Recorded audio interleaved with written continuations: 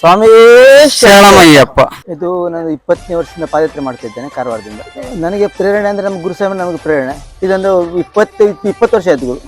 ಇಲ್ಲ ಇಲ್ಲ ಕಾಲಲ್ಲಿ ಗಾಯಗಳಾಗಿದೆ ಆದ್ರೂ ನೀವು ಚಪ್ಪಲಿ ಹಾಕಿಲ್ಲ. ಇಲ್ಲ ಅಂದ್ರೆ ಎಲ್ಲ ವ್ಯವಸ್ಥೆ ಟೆಂಪಲ್ ಇರುತ್ತಲ್ವಾ, ಆ ದೇವಸ್ಥಾನದಲ್ಲಿ ಉಳ್ಕೊಳ್ತೇವೆ, ವ್ಯವಸ್ಥೆ ಮಾಡ್ತೇವೆ.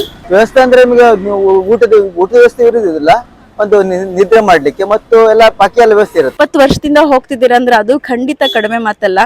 ಕೋಟಿ ಕಣ್ಗಳಿಗೆ ಅದು ದೇವಲೋಕ, ನಿಜವಾಗಿ ಒಂದು ಬದುಕಿದ್ದೆ ಸಾರ್ಥಕ ಅಂತ ಹೇಳ್ತಾರೆ. ಇನ್ನು ಎಷ್ಟು ಕಿಲೋಮೀಟರ್ ಇದೆ ಇಲ್ಲಿ? ನೀವು ತ್ರಿಸೂರಲ್ಲಿ ಇದ್ದೀರಾ? ಒಂದು 220 ಕಿಲೋಮೀಟರ್ ಇದೆ.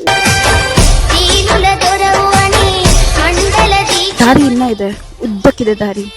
ಆದ್ರೆ ಆ ದಾರಿ ಯಾವುದು ಅವ್ರಿಗೆ ಕಾಣಿಸ್ತಿಲ್ಲ ಅಯ್ಯಪ್ಪನ ಮೇಲಿನ ಭಕ್ತಿಯ ಮುಂದೆ.